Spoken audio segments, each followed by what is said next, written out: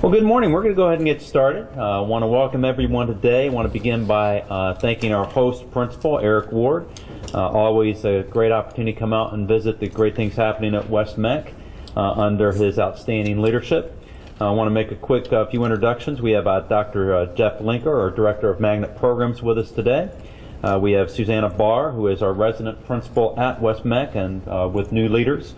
And we're very excited about the leadership she's bringing here in conjunction with Eric.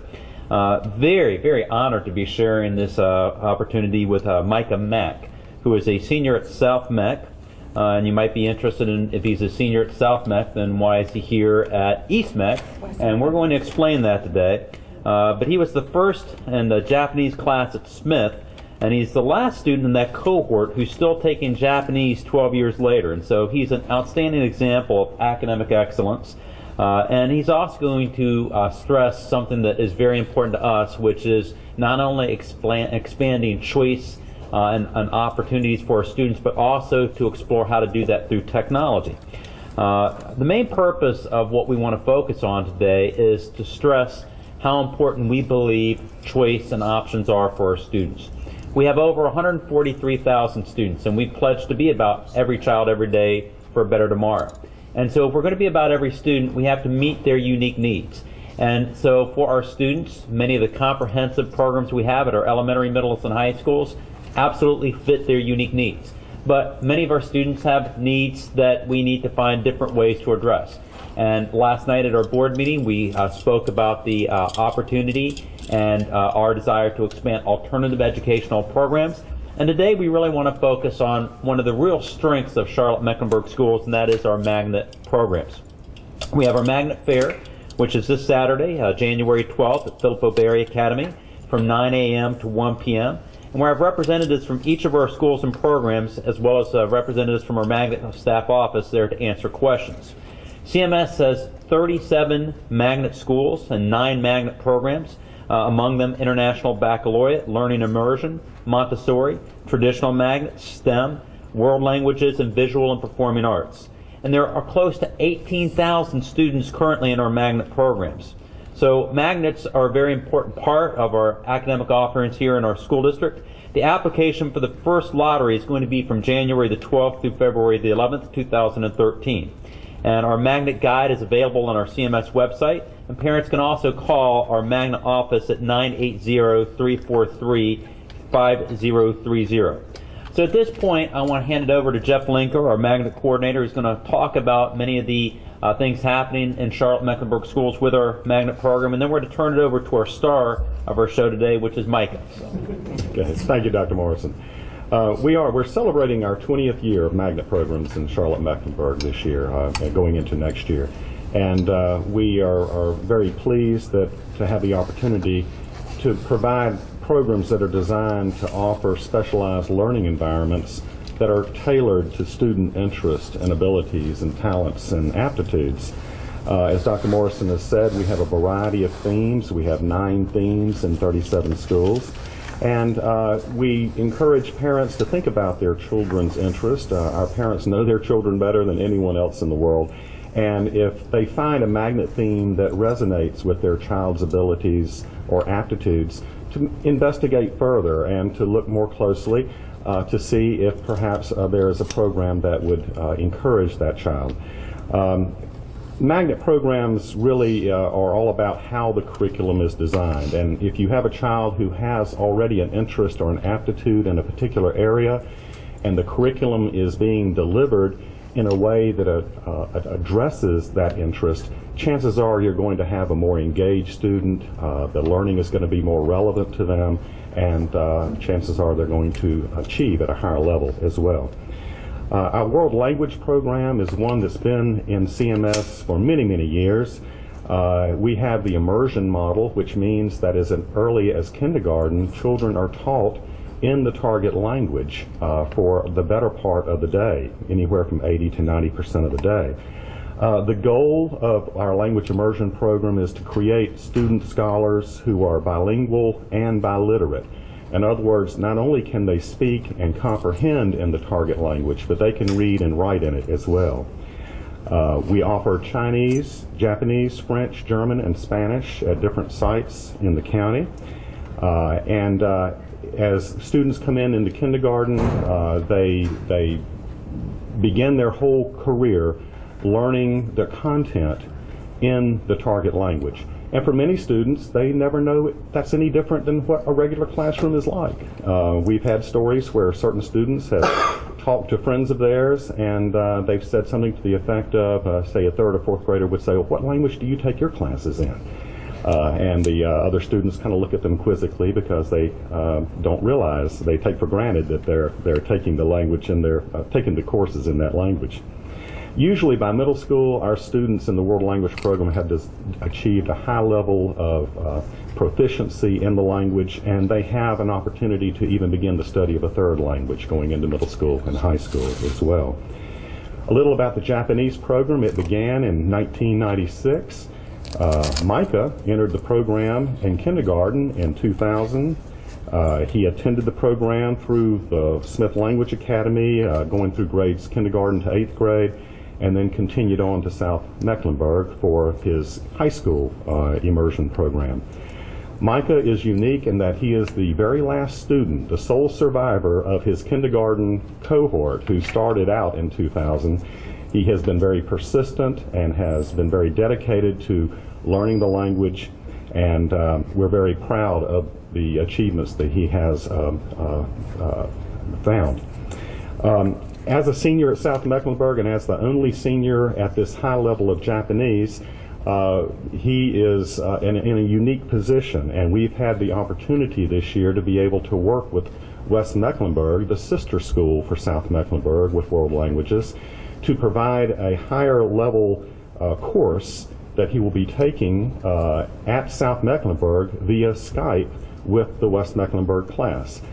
So we're very, very pleased to be able to accommodate this, and Mara Kobe of our World Languages program, our World Language Specialist, is really very key and instrumental in helping to make this come about. So I'm going to toss it over to Susanna Barr at this point, and she's going to talk a little bit about the program here at West Meck and how Micah will be using technology to participate in this class. Thank you, Dr. Linker and Dr. Morrison, and welcome, Micah. We'll be working with Micah this semester in the Honors Japanese Civilization and Culture class that our Japanese teacher, Miss Daly, will be teaching. And so we are so fortunate to have Miss Daly as our Japanese teacher, and Micah and Miss Daly had the opportunity to travel to Japan this summer. We had 23 students from both South Meck and West Meck who went to Japan for the Kizuna project, where they did, in fact, immerse themselves in the culture, and also helped with the devastated areas still restructuring after the tsunami. So they've actually worked together in the past and are looking forward to working together this semester. We'll be using Skype, so Micah will be staying at his home school so he can make it to the rest of his courses on time. This will be his first block class every day. And we're also looking forward to the opportunity to utilizing technology. We're going to experiment with FaceTime as well, because we have the opportunity to work with iPads and iMacs.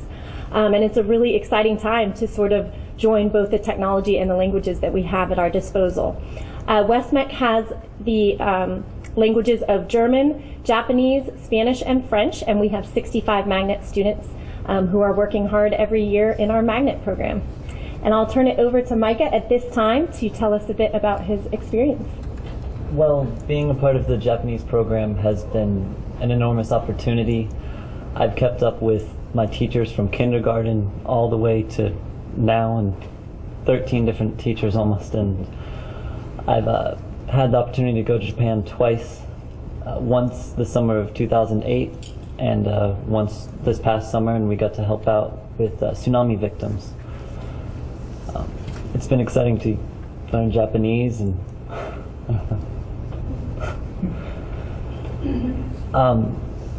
learning Japanese has been like learning English for me. Coming in kindergarten, it's been like a primary language. I only had one class taught in English, and that was English. I had science and math and social studies all taught in Japanese, and it made learning the language easy. Immersion is definitely a big part of my life and helped me out, and hopefully I can use it in college and through my life. So Micah, it's persistence It's one of the hardest things for adults. It's very challenging for students. So how have you persisted when there are a lot of challenges for you to stay in this program all these years? Well, like they said, I ran out of Japanese classes to take at South Mech. And it's exciting to get to work with Daily Sensei, who I met over the summer, and maybe before that. Just keeping with it, studying at home, watching Japanese TV shows, reading things in Japanese, and listening to music to help further my studies. And I have a Japanese pen pal, and talking to them on Facebook, and keeping with Japanese. Very good.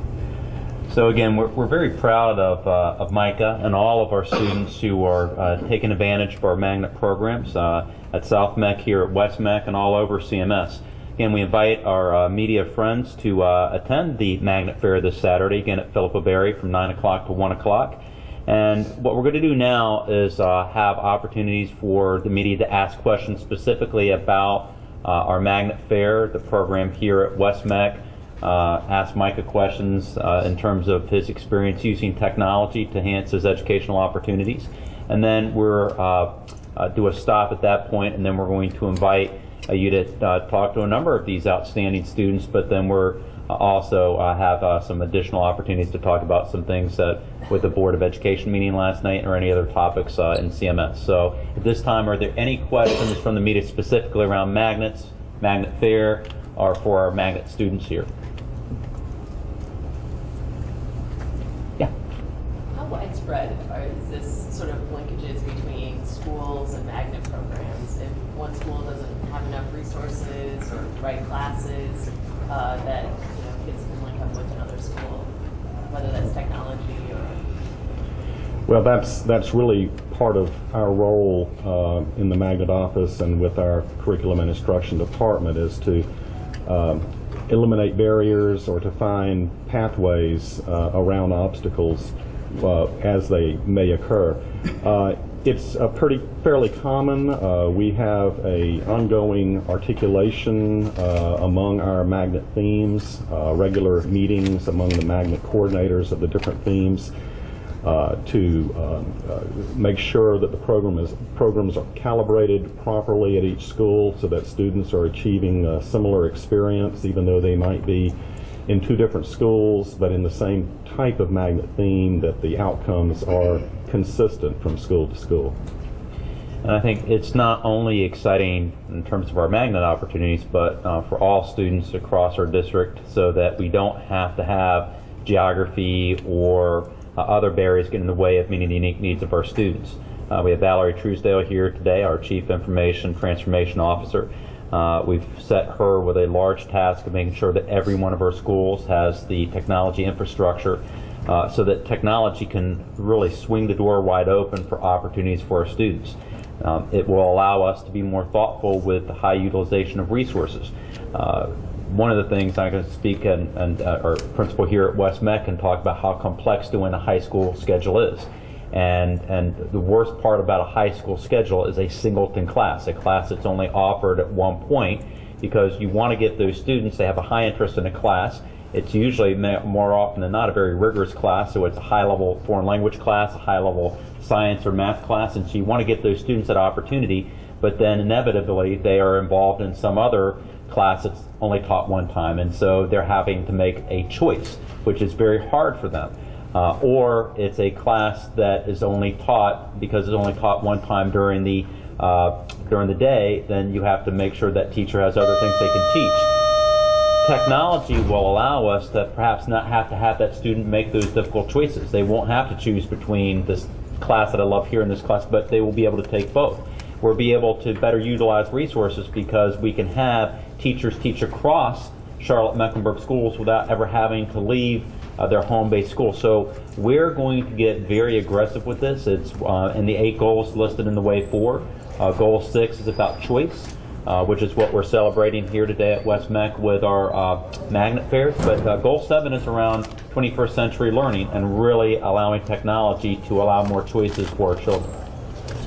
And I hope that we're able to, at West Mech, start to experiment with this and then share with our colleagues at other schools how it works out.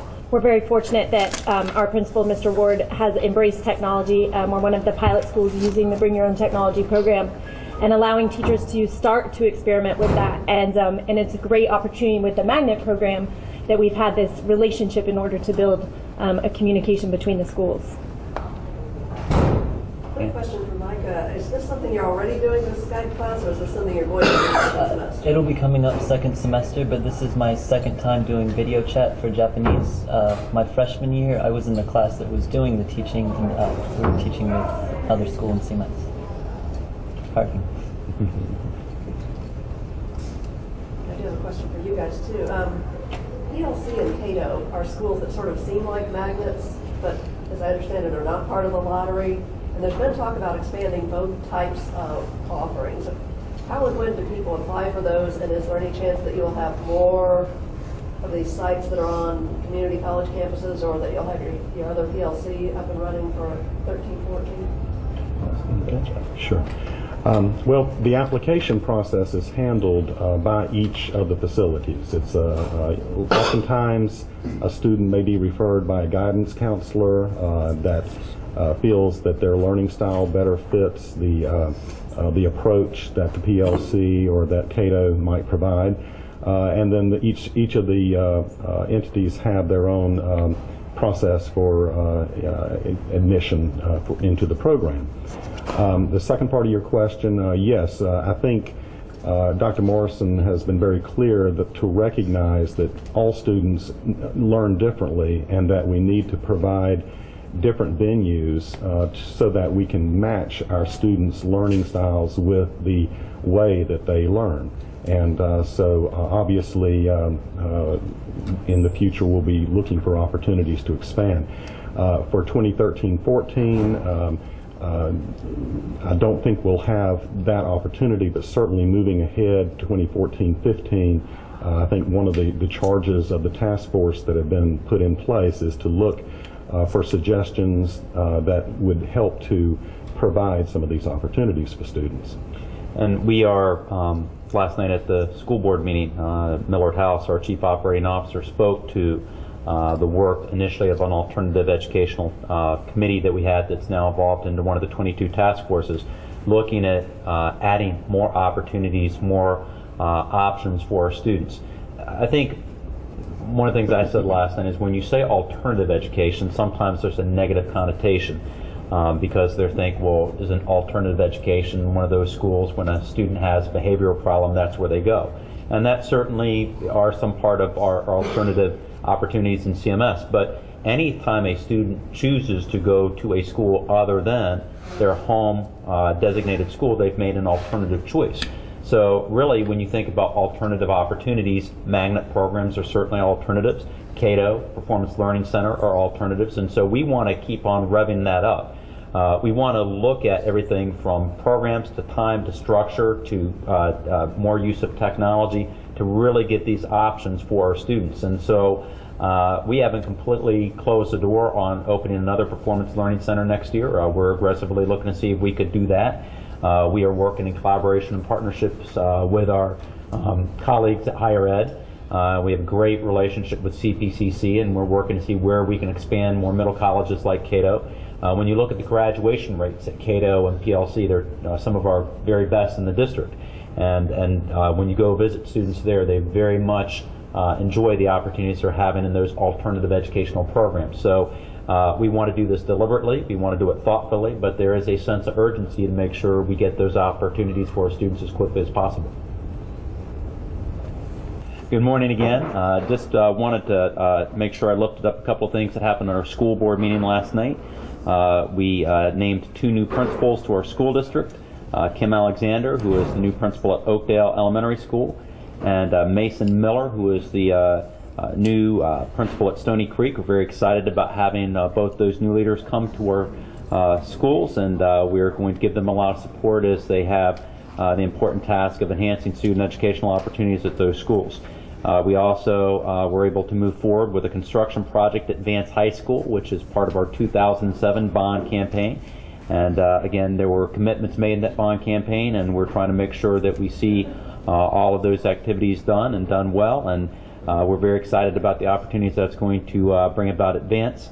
And then again, I think very appropriately, we had a alternative educational report by Millard House, our Chief Operating Officer, and spoke about the current alternative educational opportunities we have in CMS, but our desire to expand those to better meet the needs of our students. And so had the opportunity to highlight one of our principals, at Hawthorne, and a lot of the good work that's happening there.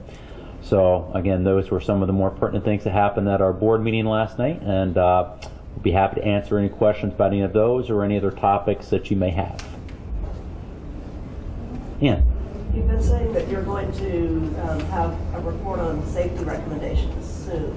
Have you got anything on that, or when would we be looking for something on that? You know, that's interesting, and I actually haven't said I was going to have a report. I said at the media briefing we did at the Government Center after the Sandy Hook incident that we were reviewing all of our safety areas in CMS, from looking at everything from facilities to our procedures and processes, to also looking at our current designated staff for security measures. We're busily been doing that. What I want to also emphasize is that as we're all dealing with the tragedy that happened at Sandy Hook in Newtown, Connecticut, we have safety as our primary goal in Charlotte-Mecklenburg schools. As a parent myself, before I'm concerned about what my child learned in school that day, I want to make sure they were safe. And so our principals take great pride in making sure every campus is as safe as they can make it. We put a lot of emphasis on working with our schools to have quality safety plans, crisis plans, to make sure that we're doing everything we can to constantly be vigilant about ensuring the safety of all of our students and our staff. But what we think is appropriate, and what I said at the media briefing at that time, was that after every one of these horrific events, and I hope we can stop saying that because I hope that was the last, is that we have an obligation to go back and say, what did we learn? And were there things that if that had happened in our school district, if it happened at one of our schools, were there things that we could be better prepared for, or are there areas that we are very much in terms of thinking our strengths? And so that's why we are looking at everything from our facilities to processes to making sure our communication plans continue to be updated, and to look at how we staff security personnel in our schools. Probably the thing that we've gotten the furthest ahead on right now is looking at facilities.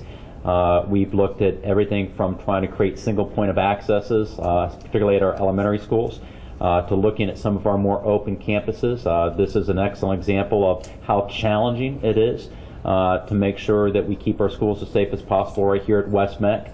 It has a pretty large campus with that's very open, so are there appropriate uses of perhaps adding some fencing around some of our more open campuses?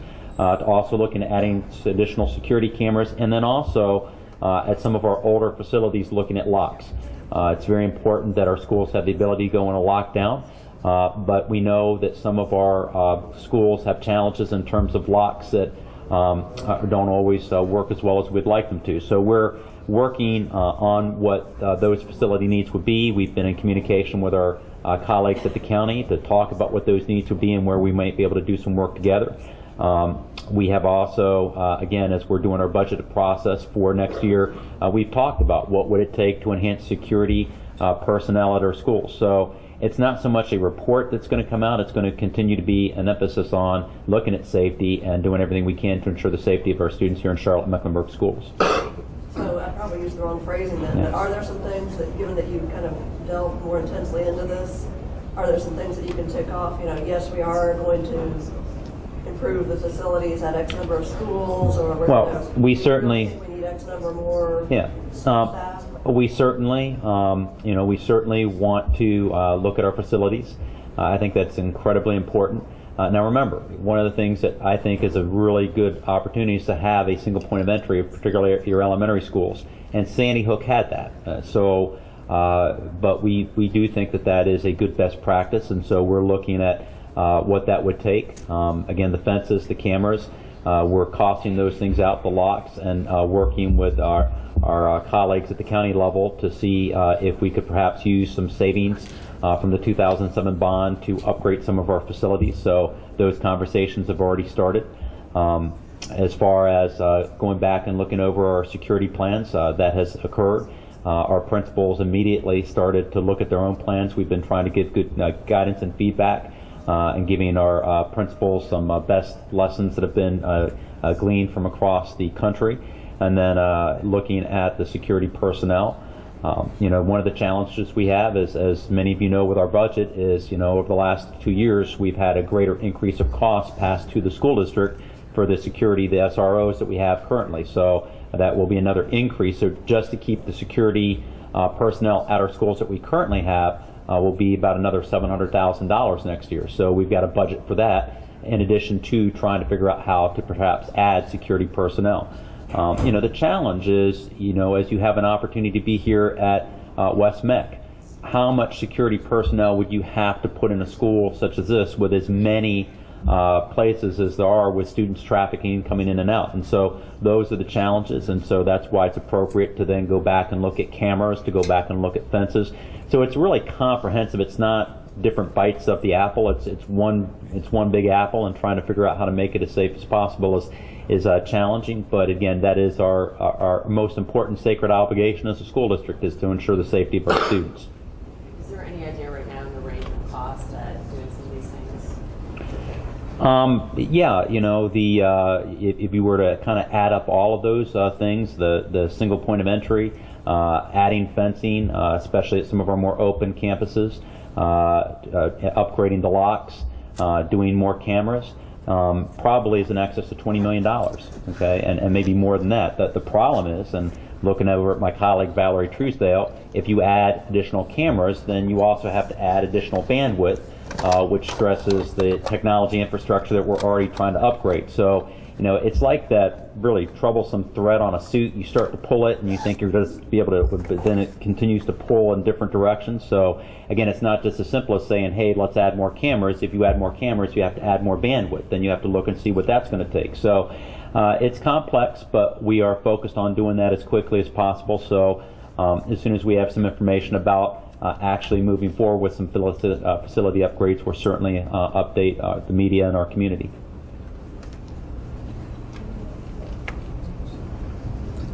Yeah. How would you like Glenn Singleton to work with the district? How would I like Glenn Singleton to work for? What would you like? As in offering him a job here? I don't think he's going to take it. He's pretty well employed right now. So. I mean, how would you like to work as a consultant? Yeah. What kind of work would you envision doing? Yeah. So a couple of thoughts on that. I have worked with Glenn Singleton before as a consultant. In Montgomery County, Maryland, where if you were to talk to the former superintendent, Jerry Wiest, I think he will tell you how important Glenn's work was to help Montgomery County be a more culturally responsive, proficient school district. Worked with Glenn when I went to Washoe County, Reno, Nevada, and certainly valued what he was able to help us with in terms of, again, making sure we're a more culturally responsive school district. And so, as I've been very vocal about the need to do some of that work in Charlotte-Mecklenburg, it's natural to look at possibly working with someone like Glenn Singleton. But a couple of thoughts I want to share. We have a diverse school district. Our diversity is our strength. And so what I believe is the responsibility of our school district, if we are going to be about every child every day for a better tomorrow, is that we meet the unique needs of our students. We have to meet them where they are, take them where they need to be. And what we can't do is to have deficit thinking about our students based off of their home situations, based off of their economic status, and definitely not based off of their racial identity. And so we have to meet their unique needs, and we have to ensure that across our school district we are culturally responsive and respectful if we're going to educate every single student, and that is what we are tasked and honored to do. And so what's different than many other organizations or many other leaders that might say they believe that there has to be a courageous conversation around race and expectations is it's different in a school district. And so what we want to make sure in Charlotte-Mecklenburg schools is as we start this work, and we don't have the plan done yet, we're talking about what that would look like. We have several task forces that are going to help give us guidance to that. But what we know as an end result is we want to be able to ensure our families and our students and parents that we are culturally responsive and respectful in the way we go about our business and the way we instruct our students, and to ensure that that happens each and every day in every classroom and every school and every department in our school district. So the benefit of somebody such as Glenn Singleton is that his work is much different than other individuals. I think Ann talked about somebody that's coming into our community next week, where they might be addressing issues around race and cultural competency. Glenn's expertise is as a teacher, as a person who's worked in higher education and school district. His focus is on how to enhance educational opportunities. And so we have asked Glenn to come into the school district. We asked him to meet with many, many individuals in this community, people who have done this important work, people who have talked about how important it is to lift this up, to have these kind of conversations, and to see if that might be a fit. We haven't made a final decision. I will share with you when Glenn left. He had a lot of meetings. He had a lot of different conversations. He valued the opportunity to come and have those conversations in Charlotte-Mecklenburg, and so we'll reach back out. We'll figure out does this make sense, and if it does, then we'll figure out what that training would look like. Where do we start? Do we start with our executive staff? Do we start with our principals? And so we'll start formulating that plan. What kind of changes did you see with his work in Washoe and high schools? Again, it's mostly focused around two areas. How do you have a framework to have these difficult conversations? The reality is there's some topics that tend to be taboo in our country, and we tend to avoid them. We can't avoid having conversations around race, expectations, and cultural proficiency in Charlotte-Mecklenburg schools or in any school district. And so what Glenn helped with was giving us a framework for how to have those difficult conversations, how to have them well, how to have them with a level of agreements where you weren't always going to resolve the conversation, that you have to learn how to speak your truth, but that ultimately you continue to have these conversations to resolve challenges and barriers that get in the way of students to learn. And then the most important part was that it led to professional development that got into the classroom to ensure a greater amount of cultural proficient instruction. So that as a teacher goes about planning a lesson with all of the various things that a teacher is tasked to do and thinking about differentiation, that they're also thinking about how to be culturally respectful and responsive. And so to be able to actually go into our classrooms, have a framework so that amongst many things that we're looking at for quality in the classroom, that was one of the things that we could look for and be able to actually benchmark. Those are two of the most important things that I really valued in his work. Yes? Flu, how's it affecting CMS? How's it affecting your teachers, the schools? Any schools seeing a big hit with the flu? It's interesting. I saw USA Today, and I saw how severely the flu has been impacting all over the country. I actually don't have an update in terms of that it's any more so at this point of the year. I'd look over at Scott McCulley or Millard House, our Chief Operating Officer, but I'm sure there's a number of students and staff who have been impacted, but not so much that it's lifted up as, wow, this is a really problematic or challenging year. So, school nurses taking any different precautions or better precautions? Or? I think school nurses and all personnel who are trying to make sure our students make good choices emphasize the same things. To make sure that people are frequently washing their hands. That if a student is legitimately sick, that they stay home appropriately. It's easy to say go to school, but when they go to school or somebody, a staff member who's really sick, not only does that not help them get better, but it tends to make other people sick as well. So trying to take those needed precautions. I know a lot of our schools are sending safety updates in terms of the flu or other illnesses that students may come to school with. They do that at the beginning of the year, and especially around flu season. They emphasize that. Certainly, we've emphasized to employees the importance of getting a flu shot. So trying to do everything proactively that we should do because that is important. I should probably check the microphone before we started that. So do that. Yes. Two quick things. We heard yesterday about the employees' social security numbers who might have been compromised. Do you have any update on whether or not anyone's had any identity issues? I know the school has hired some help to make sure that those people are protected. Yeah, so first of all, that happened quite some time ago. What I'm really proud of under the leadership of our new chief of HR, I think she had the job not but a couple of days, and she immediately, when she made me aware of it, said we need to take action, we need to take care of our employees. And so we immediately notified every employee. We went out and we got support so that we could do everything we could to make sure that their identities would not be compromised.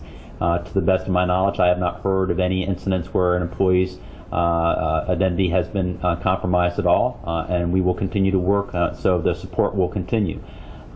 It's the thing about any line of work, and you know this as well in your line of business, is you'd love to be perfect, but that's a pretty high standard. So the standard for me is always you strive to be excellent.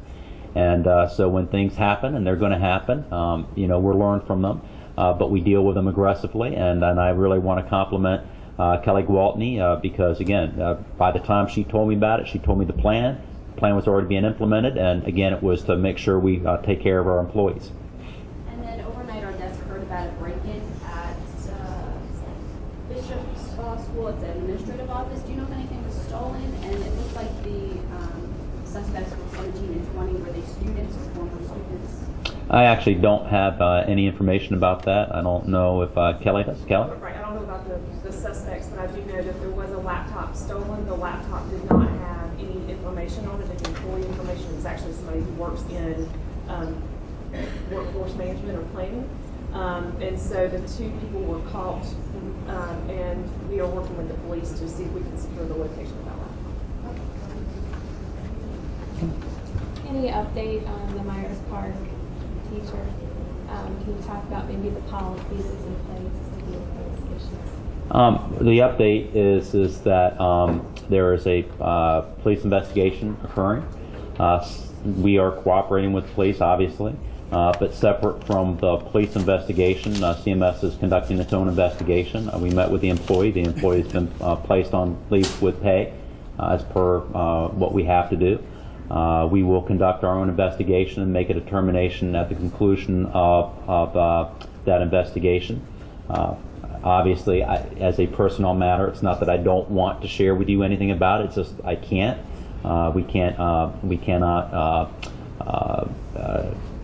share things of a confidential nature about a personnel matter, other than we are following our policy and procedure and regs. So there is a policy and reg on how we would conduct that investigation. There are policies and regs in terms of how we hire employees and retain employees, and so we're following those. But the employee has been placed on leave with pay, and we will make a CMS investigation and make a decision very shortly. Any thought to rethink your policy or how you hire people or what to look into a little bit more? I mean, she had some fraudulent stuff in her past, and some of your rules state that you won't hire folks with fraud or deception. Well, again, I can't comment on that particular incident. What I can share with you is a couple things. First of all, I think I've been very clear since I came on board. Everything is subject to looking at how we can do it better. That will stay in effect as long as I'm superintendent. It's always about continuous improvement. I don't want to, until we're at 100% graduation rate with every child that wants to go to higher education having a full ride scholarship where every student goes on and needs absolutely no remediation. They go right into credit-bearing courses. We'll always have additional work to do. So that means we constantly look at every aspect of what we do here in CMS, from how we educate to how we operate our buildings to how we bring in talent and how we onboard that talent, how we retain that talent. There is a regulation, there is a policy and regs around how we do background checks on potential employees. It's very clear that if there are things that show up in a record, it's not an automatic disqualification, so somebody can have, for example, and again, I'm not going to talk about that particular case, I'm just saying what's in our policy and reg, which is available on our website, that you can have some minor traffic violations, for example, wouldn't automatically disqualify you from employment. But of course, we will, after every incident that happens in our school district, look and say, is there some things about it that we've learned that we might want to revise? And so again, what I love is when you hire people a lot smarter than you are, before you have to say, hey, have you thought about, our new chief HR person, Kelly Walton, had already pulled the regs, had already pulled the policy, and was already in the process of speaking with our legal team about any suggestions or ideas that they may want to make improvements in that in many areas. So the answer is always yes.